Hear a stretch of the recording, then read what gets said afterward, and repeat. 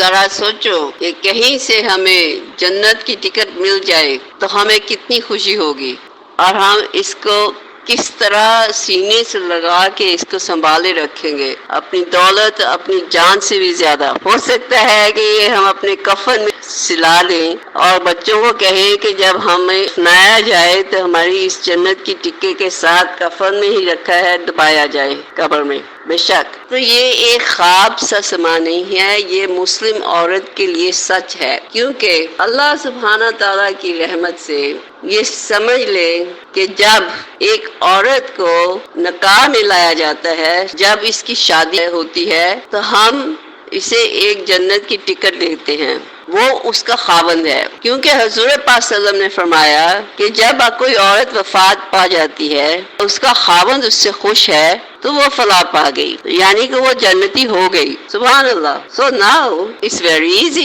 for the woman۔ یہاں تک کہ ایک صحابی کہا کرتے تھے کاش میں عورت ہوتا اور ایزیلی جنت پا لیتا، کیونکہ اب یہ سمجھ آ رہی ہے ہم عورتوں کو اسلام میں کہ جو خاوند ہے نا اس کو کسی نہ کسی طرح خوش رکھنا ہے اور اس کی ناراضگی مول نہیں لینی۔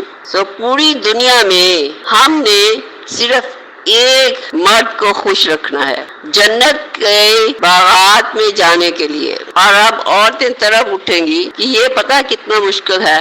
Well of course it is، لیکن جنت ہمیشہ ہمیشہ کے لیے ہے، وہ کتنی خوبصورت ہے۔ وہ شخص جو ہمارا خاوند ہے جتنا بھی اچھا ہے یا جتنا بھی برا ہے، جتنی بھی ناراضگی میں رہتا ہے اور جتنا بھی اڑیل ہے اور جتنا بھی ہمیں برا بھلا کہتا ہے یا کہنے دو سیلنگ، کیونکہ علماء دین بتاتے ہیں کہ جب یوم حشر آئے گا تو ہم سوچیں گے وہ زندگی کیا تھی، ایسے کہ جیسے ایک گھنٹہ تھا اور ہم پھر یہاں آ گئے ہمیشہ ہمیشہ کے لیے۔ میری بیٹیاں اور میری بہنیں پلیز کوشش کریں کہ اس ایک بندے کو خوش رکھیں، کسی نہ کسی طرح خوش بھی نہ رکھیں لیکن خوش کرنے کی کوشش کریں۔ اگر وہ خوش ہوتا ہے یہ نہیں ہوتا کوئی بات نہیں، اللہ آپ کے ایکشنز آپ کی نیت کو جانتے ہیں، اللہ نیتوں کا ہی پھل دیتے ہیں۔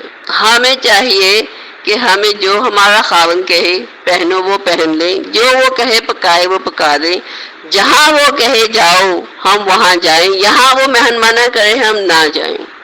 It's very simple actually۔ اور نہ اس کو پریس کریں اپنی ڈیمانڈز کے لیے، نہ اس کو پریس کریں کہ میں نے اپنے ماں باپ کے پاس جانا، یہ ہو گیا وہ ہو گیا، اگر نہیں پسند کرتا۔ اور اس کی انکم کا دیکھیں کہ کتنی ہے، اس کے حدود میں رہیں، کیونکہ اس بندے خدا کو خوش کر کے ہم نے تو جنت پا لینی ہے، اور یہ کیا کرے گا؟